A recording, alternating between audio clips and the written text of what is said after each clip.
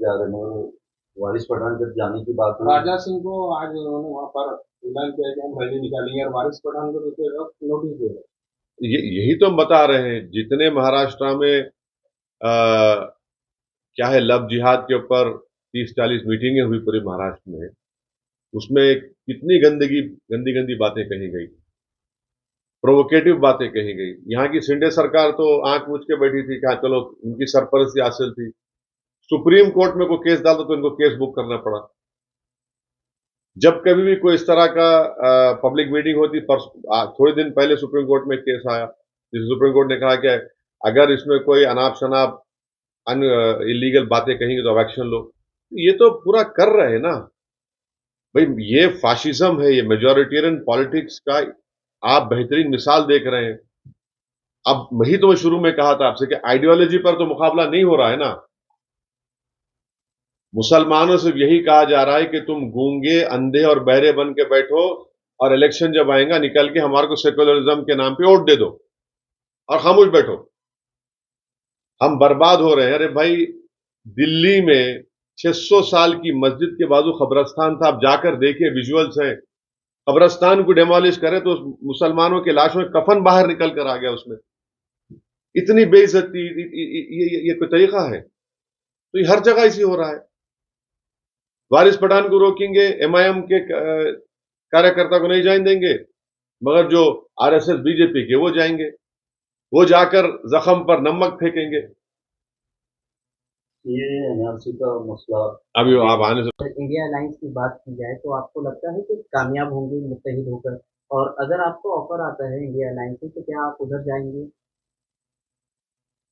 देखिए, अब तक तो कोई ऑफर नहीं आया तो उस पर कैसा विचार करेंगे हम। इम्तियाज साहब ने तो ओपन ऑफर दिया था, आपको याद होगा, कई महीने पहले। एक ने दो मरतबा इम्तियाज साहब बोले, तो उसके बावजूद भी कोई बात नहीं है। तो ठीक है, हम अपनी कोशिश को जारी रखेंगे। मगर पार्लियामेंट, अब जो लास्ट पार्लियामेंट का सेशन हुआ, चाहे वो प्रेसिडेंट डिबेट के ऊपर बहस देख लीजिए, ये तमाम सेकुलर पार्टीज की, या फिर जो पार्लियामेंट के आखिरी दिन जो गवर्नमेंट ने रूल 193 के तहत डिस्कशन कराया, ये लोग, इनका भाषण देख लीजिए आप पार्लियामेंट में। क्या क्या है वो, क्या बोल रहे थे वो लोग, क्या करना चाह रहे थे? तो मैंने अपने स्पीच में कहा था कि जब काजी साहब निकाह करते किसी दूल्हे का, तो दूल्हे की रजामंदी लेके फिर दुल्हन के पास जाते, दो गवाहों को लेकर। जब दुल्हन के पास जाते तो दुल्हन शर्मा के नहीं बोलती कबूल है, खामोश रहती। तो ऐसा वो उसको बोलते हैं भाई ये रजामंदी, इसकी खामोशी इसकी रजामंदी है। तो इन लोगों की खामोशी रजामंदी है, पूरा हर चीज पे खामोशी है। आप बीजेपी से आइडियोलॉजी पे नहीं लड़ना चाह रहे हैं, आइडियोलॉजी पे लड़िए ना। असल तो मुद्दा आइडियोलॉजी का है। आप आइडियोलॉजी पे नहीं लड़ना चाह रहे हो लोगों को। आप नहीं बोलना चाह रहे कि 6 दिसंबर को क्या हुआ। आप नहीं बोलना चाह रहे कि दिल्ली में 600 साल पुरानी मस्जिद को, कब्रस्तान को तोड़ दिया गया। आप नहीं बोलना चाह रहे कि सुनहरी मस्जिद जो 200 साल पुरानी है उसको नोटिस आया तोड़ने का, उस पर नहीं बोलना चाह रहे आप। उत्तराखंड का यूसीसी का बिल आया तो ये जो सेकुलर पार्टी है, वॉइस वोट से उसको यूनानिमस पास कर दिया आप लोग। क्या है आपका, क्या कमिटमेंट है इस आइडियोलॉजी पे आप बोल रहे हैं? फिर आप क्यों बोलते मुसलमान को आके सब धोखा क्यों देते आप? ये सब चीजें हैं सामने आ रही हैं। सर, आपको लगता है कि पाकिस्तान में मुसलमान रहते हैं, उन्हें डराया जा रहा है, कभी मॉब लिंचिंग के नाम पर, कभी मैंने तो ये तमाम बातें अपने पार्लियामेंट लास्ट सेशन में जो प्रेसिडेंट डिबेट हुआ था उसमें कही है।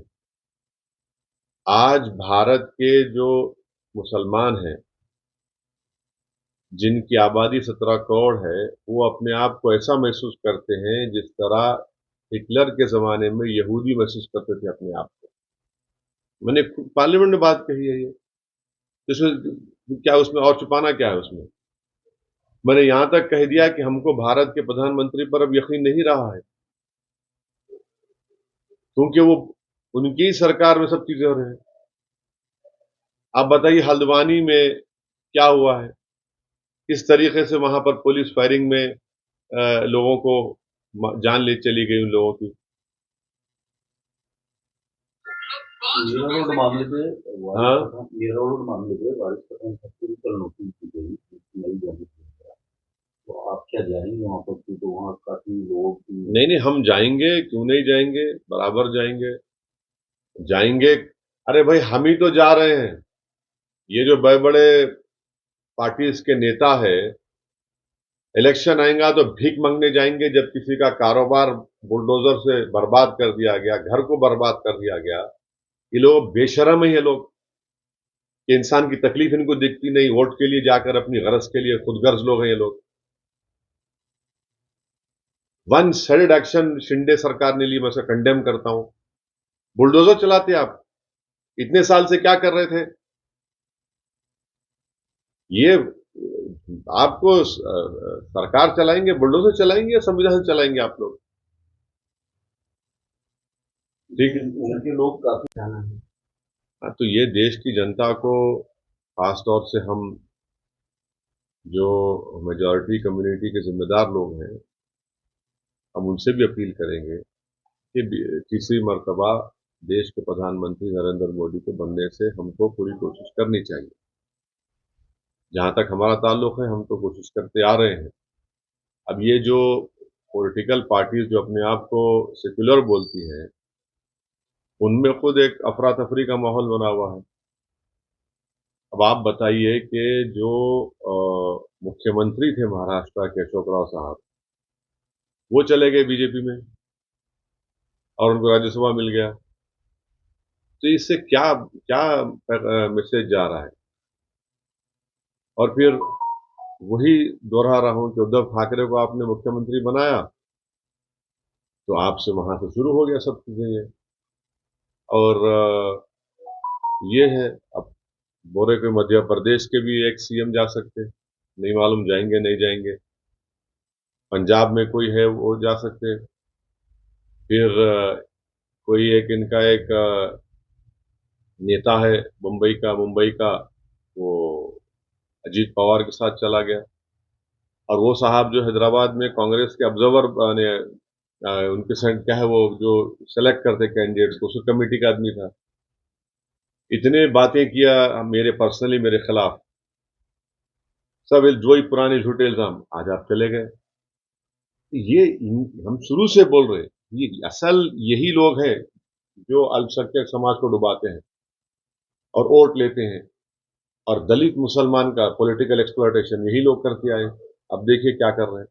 सर अगर इंडिया अलायंस की बात करें, ऐसा है ना, आप लोग जो है मोहब्बत में, वो उर्दू में एक वर्ड है गुलू, माने उसमें आप लोग डूब जाते हैं। अब वो सामने अगर टेलीप्रॉम्प्टर रहा, वो देख के बोल दिए अच्छा करे, क्या है उसमें? उसमें क्या आप लोग इतना क्यों आसमान सर उठा ले रहे? मैं भी थोड़ी बहुत कुरान पढ़ दूं, आयत पढ़ दूं, तो उसमें क्या है? तो वो टेलीप्रॉम्प्टर पे उनको लिख के दे दिए प्रधानमंत्री को, तो बोले। और दुबई जो हमारा स्ट्रेटेजिक पार्टनर बना हुआ है, और दुबई में भारत के बहुत बड़ी तादाद में लोग रहते हैं, वहां से बहुत बड़ा हमको फॉरेन एक्सचेंज आता है। और तीसरा, दुबई एक बहुत बड़ा भारत का ट्रेड पार्टनर भी है। तो ये बात है। सर मुल्क में उसे आप किस तरह देखते हैं? देखिए, जहां तक आप फार्मर एजुटेशन की बात कर रहे हैं, मेरा मानना यह है कि एमएसपी के ताल्लुक से कानून बनना चाहिए। स्वामीनाथन साहब की जो रिकमेंडेशन है उसको कबूल करना चाहिए। और तीसरा, अगर कोई प्रोटेस्ट करना चाहता है तो उनको प्रोटेस्ट करने की जगह दीजिए। आप दिल्ली में आप प्रोटेस्ट ही नहीं करना, ये क्या मतलब है? उनको प्रोटेस्ट करने दीजिए ना। प्रोटेस्ट से क्या, प्रोटेस्ट तो एक फंडामेंटल राइट है जमहूरियत में। और एमएसपी की गारंटी का कानून बनना चाहिए। स्वामीनाथन साहब की जो रिकमेंडेशन उसको कबूल करना चाहिए। उन पर जो केसेस है अब तक विड्रॉ नहीं हुए, वो केसेस विड्रॉ होना चाहिए। बीजेपी का ये कहना है कि 370 और भी बहुत से चेहरे हैं। मैं शुरू से कह रहा था कि जब कांग्रेस ने और राष्ट्रवादी कांग्रेस ने शिवसेना की सपोर्ट की थी और उद्धव ठाकरे को मुख्यमंत्री बनाया, उसी वक्त हमने कहा था कि ये इनका असली चेहरा आ चुका है, सेकुलरिज्म इनका एक निखाब था, वो उठ चुका है। और उसके बाद से आप देख रहे हैं कैसे कैसे चेंजेस और तब्दीलियां पैदा हो रही हैं। मीरा रोड कोई महाराष्ट्र का कोई रूरल एरिया नहीं है। मीरा रोड जो है कोई नगर के पास ऐसा एक मस्जिद के अंदर पथराव हुआ, वहां पर एक बच्चा का इंतकाल भी हो गया। एक रूरल एरिया में हुआ, कई इंसिडेंट होते हैं। आप तो मुंबई शहर में बुलडोजर लगाकर घर को तोड़ दिए, कारखाने को तोड़ दिए, वन साइड एक्टिविटी आपने किया, एक्शन लिया। कितने पीड़ित परिवार के लोग मुझे इम्तियाज साहब को फोन करके रो रहे थे कि साहब कोई तो आओ, कोई नहीं है हमारे पास। अब चुनाव आएगा तो पूरे भाग भाग के जाएंगे सब सेक्युलरिज्म के जो चौधरी हैं, जो हमको गाली देते। काश इम्तियाज साहब वो तमाम फोन रिकॉर्डिंग जो बातें फोन पे की रिकॉर्ड कर लेते तो हर एक की आंख में आंसू आ जाते। आप उनको बेघर कर दिए, कारोबार से महरूम कर दिए। तो ये जरूरी है कि हमारी उनकी इंसाफ के लिए, उनको बचाने के लिए इम्तियाज साहब ने ये बात कही है और इंशाअल्लाह ताला पार्टी फैसला करेगी। पार्टी कहां से लड़ेगी, पार्टी फैसला करेगी। पार्टी में अभी डिस्कशन हो रहा है, विचार हो रहा है, बहस हो रही है और पार्टी तय करेगी। औरंगाबाद के ताल्लुक से तो मैं तो औरंगाबाद की आवाम को सलाम करता हूं और जिंदगी भर मैं उनका एहसानमंद रहूंगा कि उन्होंने एक बेहतरीन एमपी को यहां से उन्होंने इलेक्ट किया। और इम्तियाज जलील साहब का 5 साल का आप उनका परफॉर्मेंस देखेंगे पार्लियामेंट के अंदर, सबसे ज्यादा सवालात इम्तियाज जलील और मैं पूछे। हर मसले पर इम्तियाज जलील साहब अपनी पार्लियामेंट में बात को उठाए। महाराष्ट्र का मसला हो, इम्तियाज जलील साहब सबसे आगे रहे। धनगर रिजर्वेशन का मसला हो, इम्तियाज जलील साहब बोले उस पर। मराठा रिजर्वेशन पे इम्तियाज जलील साहब बोले। महाराष्ट्र में जो मुसलमानों में जो बैकवर्ड कास्ट हैं उनको रिजर्वेशन दो, इम्तियाज जलील साहब बोले। महाराष्ट्र के किसानों का मसला आया, इम्तियाज जलील साहब बोले। और पूरे औरंगाबाद में अल्हम्दुलिल्लाह खाली 1-2 इंसिडेंट को छोड़कर औरंगाबाद पार्लियामेंट कॉन्स्टिट्यूंसी पीसफुल रही। और औरंगाबाद की तारीख में, बल्कि महाराष्ट्र की तारीख में एक बहुत बड़े दंगे होने से इम्तियाज जलील ने बचा लिया। आप मुझे बताइए कि कोई ऐसा एमपी होगा जो एक रिलीजियस प्लेस ऑफ वर्शिप के पास जाकर बैठ गया कि नहीं यहां पर हम होने नहीं दूंगा मैं। इतना बड़ा काम इम्तियाज जलील साहब किए। तो यकीनन औरंगाबाद की आवाम के लिए इम्तियाज जलील साहब बेहतरीन खिदमत की और इंशाअल्लाह ताला वो खिदमत करते रहेंगे। पार्टी फैसला करेगी, इसमें ज्यादा आप लोग उसको स्ट्रेच मत करिए।